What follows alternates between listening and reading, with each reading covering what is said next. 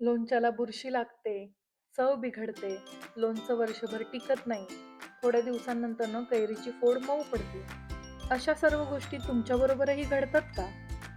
होय, तर मग आजचा व्हिडिओ शेवटपर्यंत नक्की बघा. आजच्या व्हिडिओमध्ये मी तुमच्याबरोबर माझ्या आजीच्या हातच्या लोणच्याची रेसिपी शेअर करणार आहे. 1 किलोच्या कैरीचं आंबट तिखट लोणचं आज मी तुम्हाला बनवून दाखवणार आहे. 3 किलो आणि 5 किलोच्या लोणच्याचं योग्य प्रमाण डिस्क्रिप्शन बॉक्समध्ये सुद्धा दिलेलं आहे. डिस्क्रिप्शन बॉक्स चेक करायला विसरू नका. चला तर मग आपण रेसिपीला सुरुवात करू.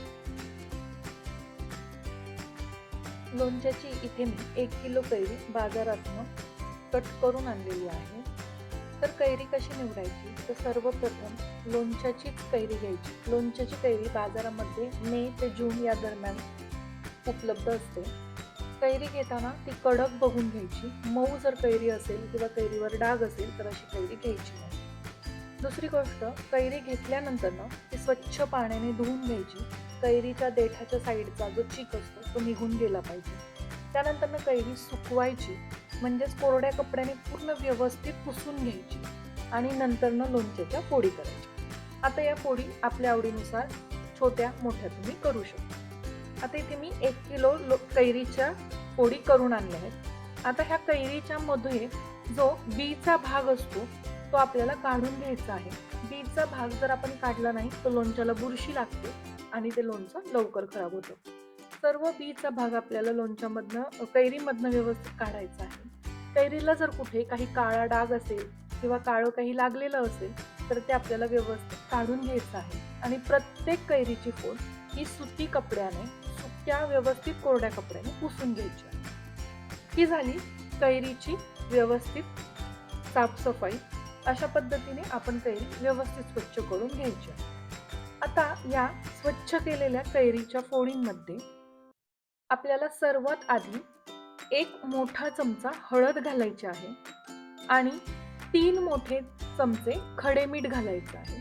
या जागी तुम्ही साधं आपलं बारीक मीठ घातलं तरी सुद्धा चालू शकतं. आता हळद आणि मीठ कैरीला व्यवस्थित सर्व बाजूंनी लावून घ्यायचं आहे आणि रात्रभर आपल्याला हे कैरीला हळद आणि मीठ लावलेलं असं साईडला ठेवून द्यायचं.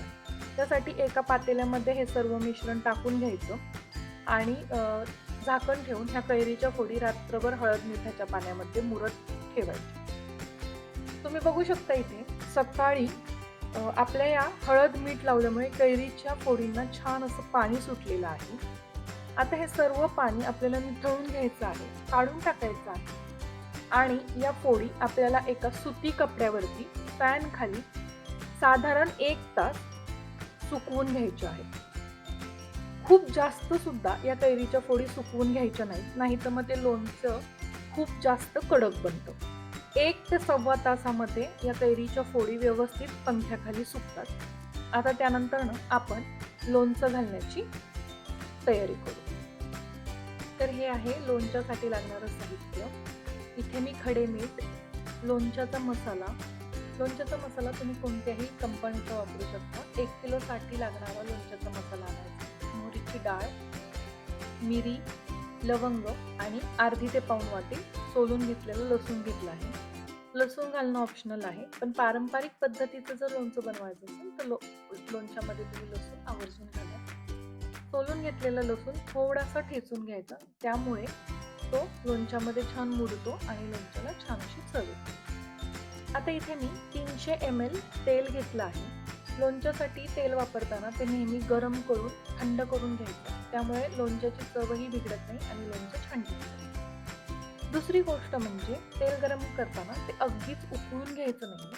तेलाला जस्ट उकळी यायला लागली, पातेल्याच्या बुडाशी थोडेसे बुडबुडे यायला लागले की गॅस बंद करून घ्यायचा आणि तेल व्यवस्थित थंड होऊन घ्यायचं. आता इथे मी कढई गरम करण्यासाठी ठेवली आहे. त्यामध्ये सर्वात आधी लवंग आणि मिरी एकत्र करून घ्यायच्या आणि त्या अर्धा ते 1 मिनिट बारीक गॅसवरती भाजून घ्यायच्या. लवंग आणि मिरी ह्या खूप लवकर भाजल्या जातात, त्यामुळे गॅसची फ्लेम ही मंद ठेवायची आणि त्याचा थोडासा असा वास यायला लागला की लगेच ते एका डिशमध्ये काढून घ्यायचे. आता हे आम्ही साईडला थंड होण्यासाठी ठेवणार आहे. तोपर्यंत याच कढईमध्ये मोहरीची डाळ भाजून घ्यायची आहे. मोहरीची डाळ सुद्धा अगदीच अर्धा मिनिट आपल्याला थोडीशी वरच्यावर भाजायची आहे. अगदीच थोडीशी गरम करून घ्यायची आहे. आता इथे मी मोहरीची डाळ भाजून घेतली आहे. ती सुद्धा मी एका डिशमध्ये काढून ठेवणार आहे. आणि सर्वात शेवटी आपल्याला मीठ भाजून घ्यायचं आहे. आता मीठ का भाजायचं, तर मिठामध्ये थोडासा जर पाण्याचा अंश राहिला असेल तर त्यामुळे आपलं लोणचं खराब नको व्हायला, म्हणून आपण मीठ सुद्धा एक अर्धा ते 1 मिनिट बारीक गॅसवर भाजून घेणार आहे. मीठ थोडंसं गरम झालं पाहिजे. मीठ जरासं गरम झालं की लगेचच आपण ते सुद्धा एका डिशमध्ये काढून घ्यायचं. आता हे सर्व भाजून घेतलेलं साहित्य व्यवस्थित थंड होऊन द्यायचं. आता हे सर्व थंड झालं की एक मिक्सरचं भांडं घ्यायचं. त्यामध्ये सर्वात आधी लवंग आणि मिरी ओबडधोबड वाटून घ्यायची. खूप जास्त बारीक पावडर नाही करायची, जस्ट थोडीशी आपल्याला ती ओबडधोबड वाटायची आहे.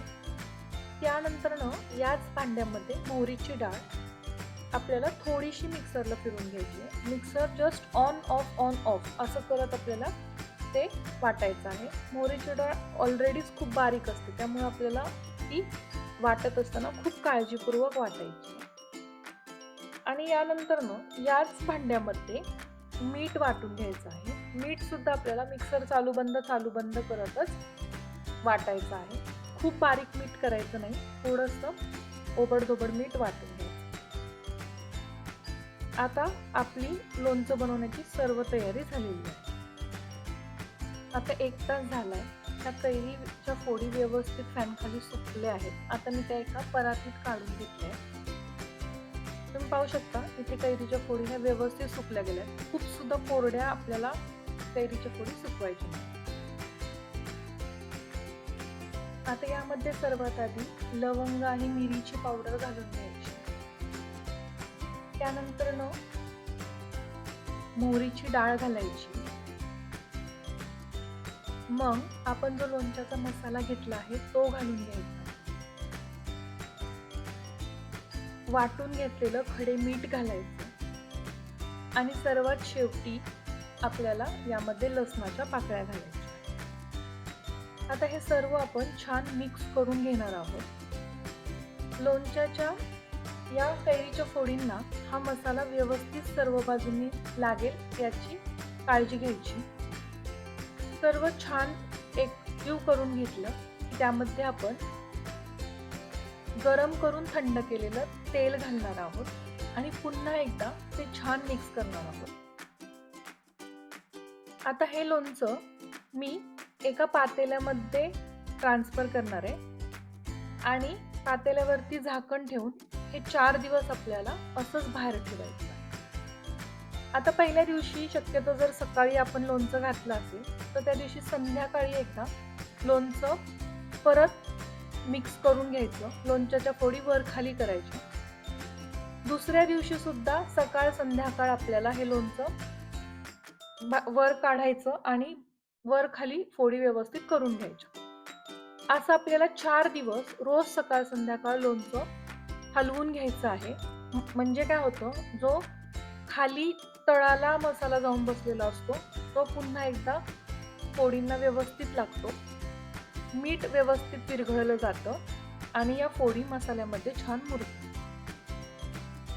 5व्या दिवशी लोणचं घालून झाल्यानंतर 5व्या दिवशी आपल्याला एका काचेच्या किंवा चिनी मातीच्या बरणीमध्ये हे लोणचं भरून ठेवायचं.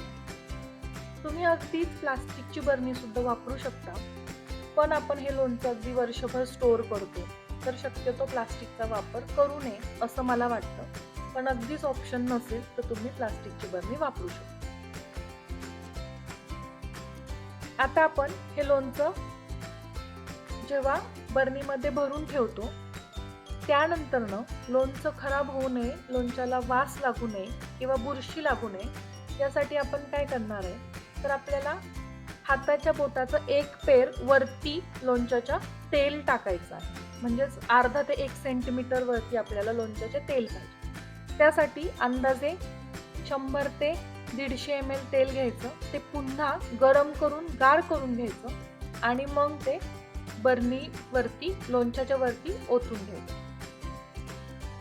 वर्षभर तुम्ही लोणचं जेव्हा पण बाहेर काढाल तेव्हा लोणच्याच्या फोडी काढायच्या, वरचं तेल कधीच बाहेर काढायचं नाही. त्यामुळे काय होतं, लोणच्यावरती नेहमी तेल राहतं. अगदी वर्षभर लोणच्यावरती अर्धा ते 1 सेंटीमीटर तेल राहील याची काळजी घ्यायची. जर तुम्ही एवढी काळजी घेतली तर लोणचं अजिबात खराब होणार नाही. आणि दुसरी गोष्ट, लोणचं खराब होऊ नये किंवा बुरशी लागू नये त्यासाठी व्यवस्थित पाळायची ती म्हणजे लोणचं बनवताना तुम्ही जी कोणती भांडी वापराल किंवा लोणचं मिक्स करताना, लोणचं वरखाली करताना, बरणीतून वर्षभर लोणचं काढताना जो कोणता चमचा, पळी वापराल ती सर्व भांडी ही व्यवस्थित कोरडी असली पाहिजे. एवढी जर तुम्ही काळजी घेतली तर लोणचं अजिबात खराब होत नाही, वर्षभर जसंच्या तसं टिकतं. तर ही होती आपली आजीच्या हातच्या आंबट तिखट लोणच्याची पारंपरिक रेसिपी. तुम्हाला रेसिपी कशी वाटली ते मला कमेंट्समध्ये नक्की सांगा. व्हिडिओ आवडला असेल तर व्हिडिओला लाईक आणि शेअर करा आणि अशा छान छान रेसिपीजसाठी आपल्या स्नेहाच किचन स्टोरीजला नक्की सबस्क्राईब करा. भेटूया अशाच छान रेसिपीसोबत नवीन व्हिडिओमध्ये. धन्यवाद.